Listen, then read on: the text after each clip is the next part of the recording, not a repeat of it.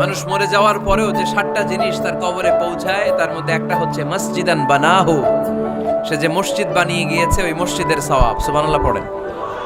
আপনি টাকা দিয়ে মসজিদ বানিয়ে দিলেন, ওই মসজিদে মুসল্লিরা নামাজ পড়ে, রোজাদাররা এসে ওখানে ইফতার খায়, তাহাজ্জুদ আদায়কারীরা তাহাজ্জুদ পড়ে, তাদের সওয়াবের কমতি হবে না, কিন্তু তাদের সওয়াবের একটা পার্সেন্টেজ সওয়াব যে ব্যক্তি মসজিদ বানালো তার আমলনামায় আল্লাহ ঢুকিয়ে দেয়। এজন্য বেশি বেশি মসজিদ বানাতে রাজি আছেন তো? আল্লাহর হাবিব সাল্লাল্লাহু আলাইহি ওয়াসাল্লাম বললেন, সাবআতুন ইউযিল্লুহুমুল্লাহু ফি যিল্লিহি ইয়াওমা লা যিল্লা ইল্লা যিল্লু। 7 শ্রেণীর ব্যক্তিকে আল্লাহ তাআলা কিয়ামতের দিন আরশের নিচে ছায়া দিবে, যেদিন আল্লাহর আরশের ছায়া ছাড়া কোনো ছায়া পৃথিবীতে থাকবে না। সেই দিনটা কি এই দিনের মতো? কিয়ামতের দিনটা আজকের এই দিনের মতো হবে? 50,000 বছর হবে। এটা লেন্থ, এটা ডিউরেশন। কাআন সাফসাফা লা তারা ফিহা ইওয়াজা ওয়ালা আমতা, লেভেল প্লেইং ফিল্ড, তামার জমিন। একটু কল্পনা করেন তো ওই দিনটা কত ভয়ঙ্কর।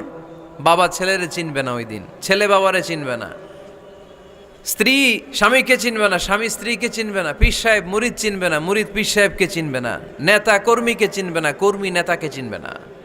হায় হায়, ইয়া নাফসি বলে কাঁদবে। সূর্যটা মাথার কাছে চলে আসবে, সূর্যের তাপে মাথার মগজগুলো গলে গলে নাকের ছিদ্র আর কানের ছিদ্র দিয়ে টপ টপ করে বেয়ে বেয়ে পড়বে।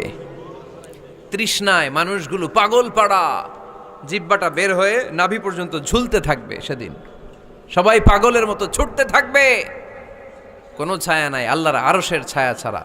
আল্লাহর হাবিব বললেন 7 শ্রেণীর ব্যক্তিকে আল্লাহ তাআলা আরশের নিচে ছায়া দিবেন। এর মধ্যে 1 শ্রেণীর ব্যক্তি রাজুলুন কলবুহু মুআল্লাকুন বিল মাসাজিদ, ওই ব্যক্তি যার হৃদয়টা সবসময় আল্লাহর মসজিদের সাথে লেগে থাকে। মসজিদের সাথে যার হৃদয় লেগে থাকে তাকে আরশের নিচে ছায়া দিবে কে? এজন্য মসজিদের সাথে যেন আমাদের হৃদয়গুলো লেগে থাকে।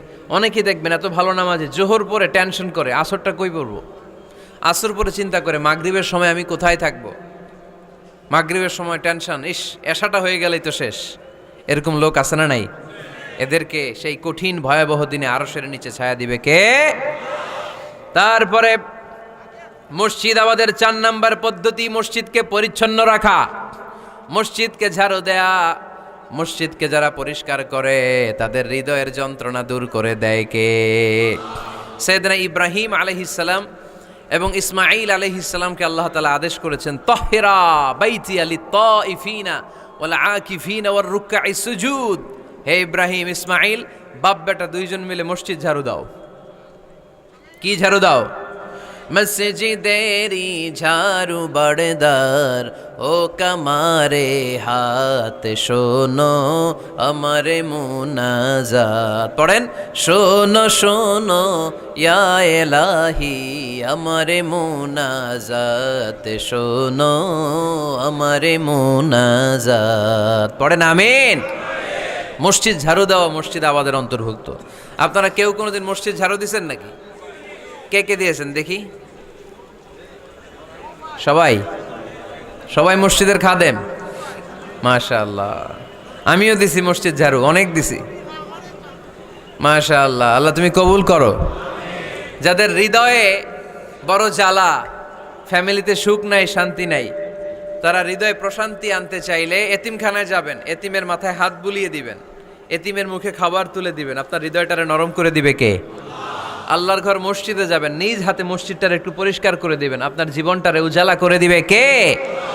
তাহলে এগুলো করার মাধ্যমে আমরা মসজিদের আবাদ করতে চাই। আমরা মসজিদের আবাদকারী হতে চাই কি চাই না? আল্লাহর ঘর মসজিদ আবাদ করার মতো শ্রেষ্ঠ কাজ পৃথিবীতে হতে পারে না। এই মসজিদের কিছু আদব আছে, আল্লাহ রাসূল সাল্লাল্লাহু আলাইহি ওয়াসাল্লাম বলেছেন এই আদবগুলো মেনটেন করে যেন আল্লাহর ঘর মসজিদের সাথে আমরা ব্যবহার করি। মসজিদের 1 নম্বর আদব হচ্ছে মসজিদে ওযুর সাথে প্রবেশ করা। কিসের সাথে? ওযু করে পরিচ্ছন্ন হয়ে মসজিদে প্রবেশ করা। এজন্য অপবিত্র অবস্থায় গোসল ফরজ, এরকম অবস্থায় মসজিদে ঢোকা যাবে? কথা বলেন, ঢোকা যায়? যেই নারীদের মাসিক চলতেছে, মেনস্ট্রুয়েশনাল পিরিয়ড চলতেছে, ওই নারীদের পক্ষে মসজিদে ঢোকা জায়েজ আছে? নাই। তাহলে এটা হলো 1 নম্বর আদব। মসজিদে ঢোকার সময় কি করে ঢুকবো? ওযু করে। আওয়াজ করে বলেন, কি করে ঢুকবো? ওযু করে। 2 নাম্বার আদব হচ্ছে মসজিদে যাওয়ার সময় সবচেয়ে ভালো জামাটা পরে যাব, সবচেয়ে ভালো পাঞ্জাবিটা পরে যাব। জান তো আপনারা, না সবচেয়ে সিরাটা পরে যান? হ্যাঁ, অনেকের নামাজের জন্য একটা পুরান জামা আছে, সিরা পাড়া, এদিকে হাত উঠাইলে এদিকটা দেখা যায়, আছে না নাই? সবচেয়ে সিরা পাড়াটা রাখে নামাজের জন্য, কপাল পোড়া। আর সুন্নাতে খাতনার অনুষ্ঠানে গেলে মাশাআল্লাহ লেহেঙ্গা গায়ে দেওয়া যায়, আছে না নাই? না, আপনি ইবাদতের জন্য সবচেয়ে সুন্দর জামাটা রাখবেন। এজন্য রাব্বুল আলামিন বলেন, ইয়া বানি আদম খুযু জিনাতাকুম ইনদা কুল্লি মসজিদ। ও বনি আদম, তুমি যখন আল্লাহর ঘর মসজিদে ঢুকবা, ও বনি আদম, তুমি যখন নামাজের মুসল্লায় দাঁড়াবা, তোমার সবচাইতে দামি, সবচাইতে সুন্দর জামাটা গায়ে দিয়ে তুমি নামাজে দাঁড়াও, ঠিক কি না? তাহলে এখন মসজিদে যাওয়ার সময় কি গায়ে দিয়ে যাবেন বলেন? খিতা করবাইন? হ্যাঁ, মাশাআল্লাহ, হ্যাঁ, সবচেয়ে ভালো কাপড়টা আয়রন করে পারফিউম মেখে তারপরে আমরা যাব। রাজি আছেন তো? 3 নাম্বার আদব হচ্ছে মসজিদে ঢোকার সময় বাম পা দিয়ে ঢুকতে হয়।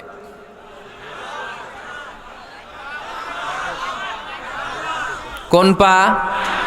আরো জোরে। এদেরকে গুতা মারা লাগে, নাইলে আওয়াজ বাড়ে না, এরকম ভলিউম টাইট করতে হয়, ভলিউম হাই করলে এরপরে বাড়ে, এমনি বলতে চায় না। আর ঘটনা কি? হ্যাঁ, খায় নাই। বদরের যুদ্ধ হয়েছিল রমাদানে, কোনো সাহাবী খায় নাই, না খাইয়া একেবারে সাইজ করে দিছে কাফেরদেরকে। আমরা না খেলেও আমাদের হৃদয়ে ইমানি শক্তি আছে না নেই? এই তো বোঝা যাচ্ছে ইমানি শক্তি আছে। এতক্ষণ আছিল কই? তো মসজিদে ঢুকার সময় কোন পা দিয়ে? এগুলো মনে থাকে আমাদের? ভুলা যাই আমরা, খেয়াল থাকে না তো এগুলা। এত কিছু মনের মধ্যে রাখলে এগুলো মনে থাকবে কেমনে? মসজিদে ঢুকার সময় কোন পা? আরো জোরে। বেরোয়ার সময় কোন পা? মনে থাকবে? মসজিদে যখন ঢুকবেন ডান পা দিয়ে ঢুকবেন, আর দোয়া পড়বেন, আউযু বিল্লাহিল আযীম ওয়া বিওয়াজহিল কারীম ওয়া সুলতানিহিল কদীম মিনাশ শাইতানির রাজীম। বিষ্ণু ইসা ইসলাম বললেন, যে ব্যক্তি মসজিদে ঢোকার সময় এই দোয়াটা পড়বে, শয়তান আফসোস শুরু করে, সে বলে, হায় হায়, আজকের দিনের জন্য, সারা দিনের জন্য তো তুই আমার ওয়াসওয়াসা থেকে বেঁচে গেলি, আজকের সারা দিনের জন্য তোরে আমি হারালাম, আজকের সারাটা দিন আল্লাহর পক্ষ থেকে প্রোটেকশন নিয়ে তুই বেঁচে গেলি, আজকের জন্য যা, কালকে তোরে আমি ধরবো। এজন্য এই দোয়াটা পড়ার দরকার আছে না? আউযু বিল্লাহিল আযীম ওয়া বিওয়াজহিল কারীম ওয়া সুলতানিহিল কদীম মিনাশ শাইতানির রাজীম। 4টা বাক্যের দোয়া। মুখস্থ করতে কষ্ট হলে যে ইউটিউবে চলে যাবে আজকেই, ওখান থেকে শুনে আপনারা মুখস্থ করে নেবেন, এই দোয়াটা পড়বেন, তাহলে ওই দিনের জন্য শয়তানের ওয়াসওয়াসা, টেম্পটেশন, প্রভোকেশন থেকে আপনি আল্লাহ তাআলার প্রোটেকশনে চলে গেলেন। সুবহানাল্লাহ পড়েন। তারপর আল্লাহর হাবিব বললেন, ঢোকার আগে আমারে সালাম দাও। পড়বেন, আসসালামু আলাইকা আইয়ুহান নাবিয়্যু ওয়া রাহমাতুল্লাহি ওয়া বারাকাত। এই 2টা জিনিস যখন করে ফেললেন, তখন ডান পা দিয়ে পড়বেন, আল্লাহুম্মা আফতাহ লি আবওয়াবা রাহমাতিক। সুবহানাল্লাহ পড়েন।